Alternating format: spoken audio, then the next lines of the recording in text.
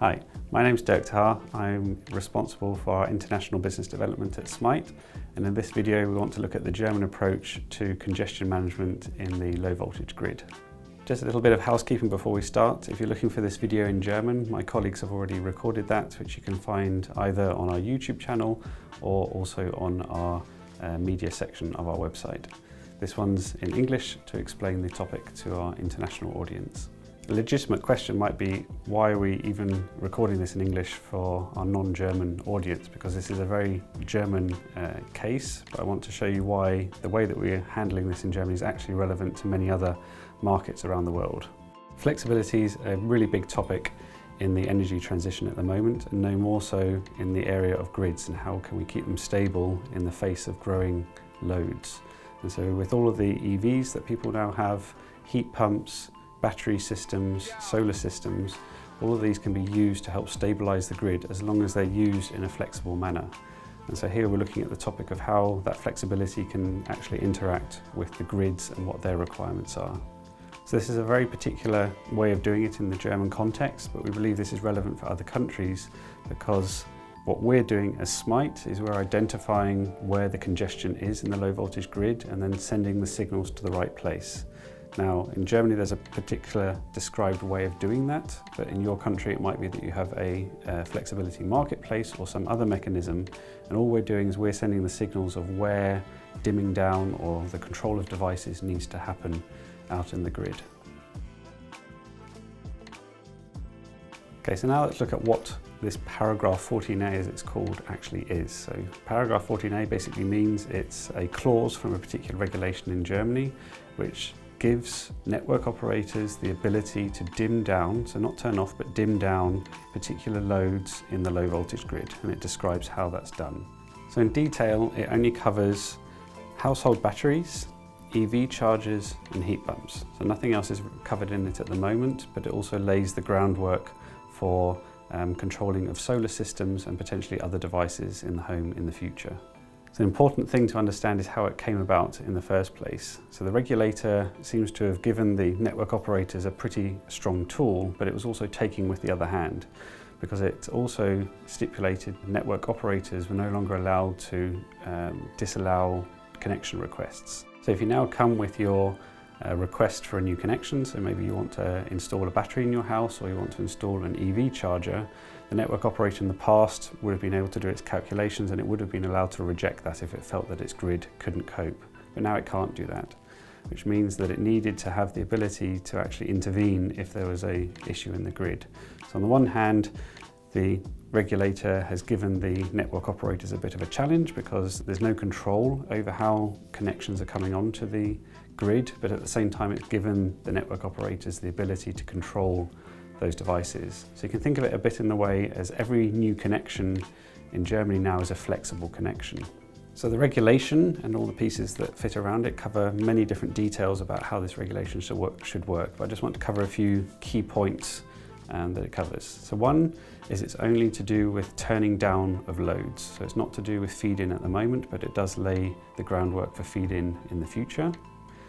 Another point is it's not turning off loads, it's only turning down. So if you imagine you're plugging in your EV at night, and if that's causing, amongst other loads on the network, a congestion, the government, or in this case the network operator, is not going to be turning off your EV charger, it's just going to be reducing the power of it.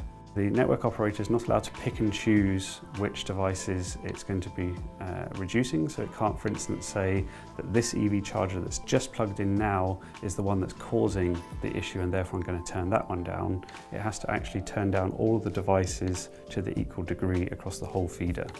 The next point is it's dimming, it is not turning off. So this is one of the more controversial issues when this came out. People expected, oh, the network operator will be able to turn off my EV charger or turn off my heating at home, and that's not the case. It's very much a case of reducing the load.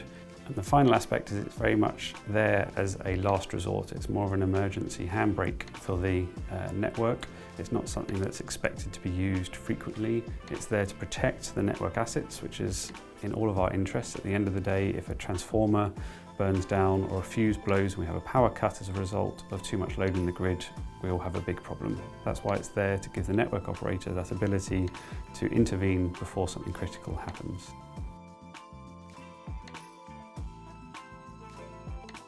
So here we are back in the SMIGHT cockpit. So those of you who are familiar with our system will understand this, but just as a brief introduction, each one of these pins represents a substation or a distribution cabinet somewhere in your network. The ones that are coloured means that they've got the monitoring solution from us in there and they're providing data. If it's greyed out, it's one that's been imported into the system but is not monitored live. And the importance of that is that our system can actually work without our measurements as well. So if you have a network station that you either know is overloaded or you haven't actually got to yet, what you can do is use the system to still perform those dimming actions, which I'll cover in just a moment. But that's why this one's greyed out. Anything that's red is above 80% of its either fuse rating or other thresholds that you've set. Yellow means it's between 60 and 80%. Let me just go into one of these substations here to go down a level deeper. And so, as you will have seen before in other videos, we have our transformers and station overview, and this applies down at the feeder level. That's the level that the paragraph 14A works at, is at feeder level. So here at the top you can see the historic information about this particular feeder. That's not important for this demonstration, we want to look at the Copilot aspect. So obviously for the Copilot system to actually work, it needs to know which assets are available on that feeder. So then we have to do that coupling first. And so we do that here by importing the assets via a CSV import. We can imagine that in the future this will be done via more of an automated interface, but for the moment it's a manual process so that people can get started. Going in there, I can then see all the locations that are in this import file that I have, and then I can pick out the ones that I know belong to this feeder. So in this particular example, I'm just going to take our demo stand, but if I had many more, I could simply click those on here.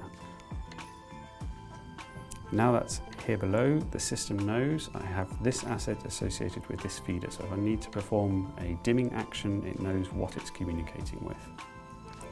I've got three levels up here. I've got the immediate dimming, I've got manual, and I've got automatic.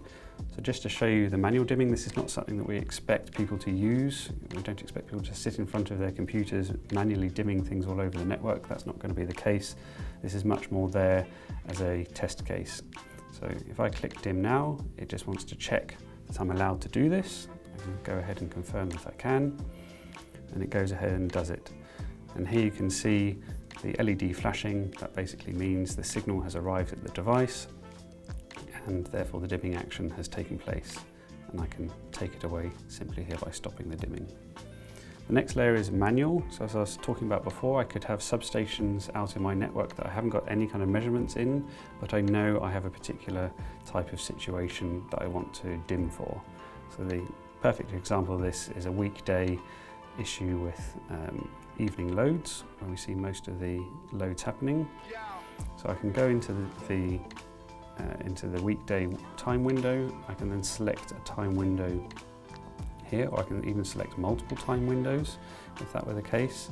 And here it's just told me that I've exceeded a maximum. So within the German regulation, if you're doing this kind of manual dimming, you're not allowed to do it for more than 2 hours a day. So again, if we look at this in the context of other countries, we might have other rules. We can represent all of those in the system and make sure that those dimming signals that you're sending are actually conforming to the regulations. I'm going to take one of those away so that it conforms.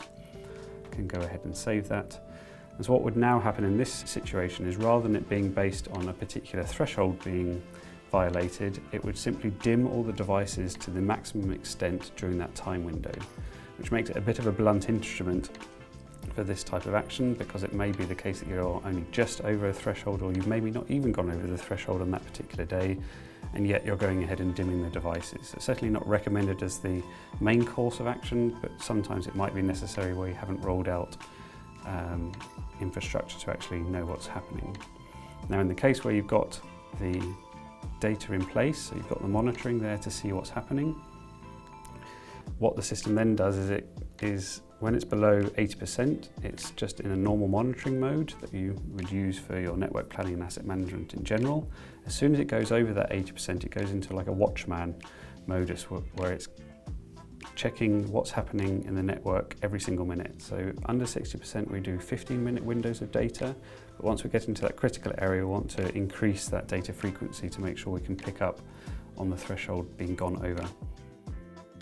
And so once I'm in the automatic mode, I can then also tell it what my threshold should be for when it actually dims the devices. So here I could say it's 100%, so that'd be the fuse rating, but I might say, well, I know I've got a safety window and I don't really want to do it very much, so I'm going to increase that to 110%.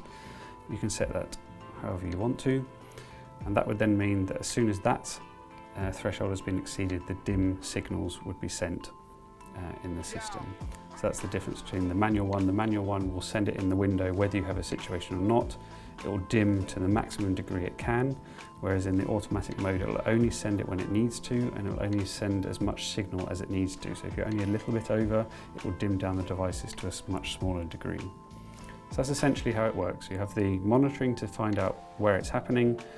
You can then integrate the data about where the assets are, and then you can set up parameters for how the system should dim down the devices in your grid. And here, rather than maybe dimming down, you might set up parameters how you send that to a flexibility market. So you might create a connection here to a flexibility market or some other mechanism. Again, all this adding of parameters is fairly simple, so you can imagine how this might work in another context.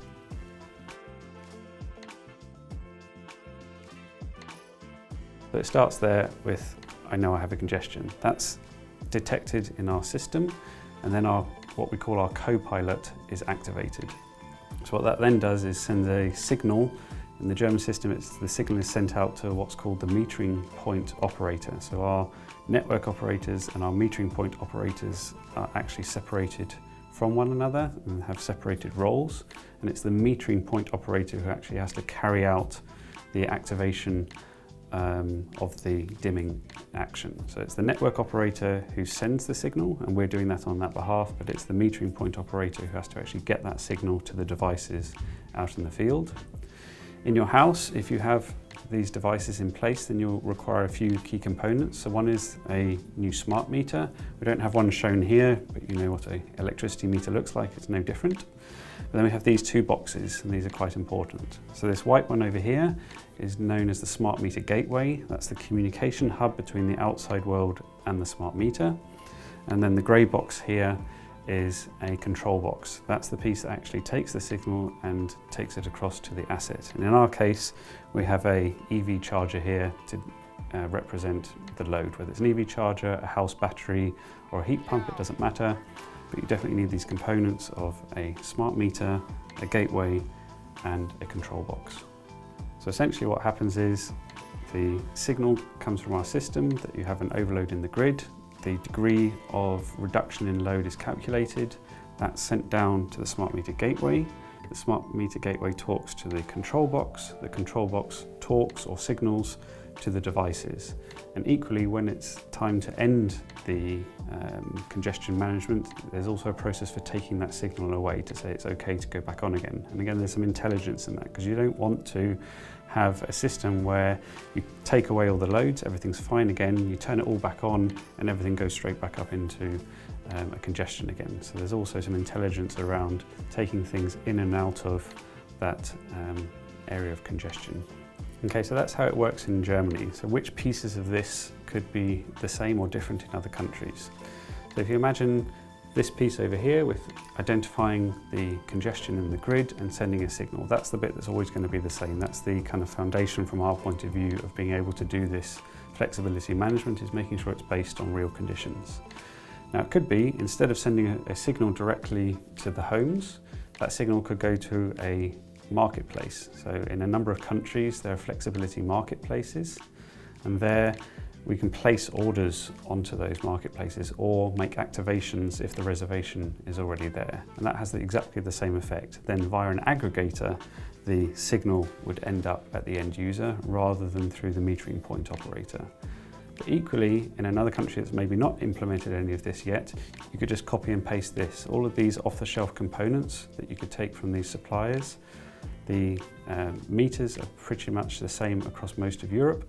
You could implement exactly this kind of system in another country to manage loads on the grid. And it really is a great safety net for network operators to have this, rather than getting into the situation where they have to build out the grid as fast as possible to account for a strong increase in new resources on the grid.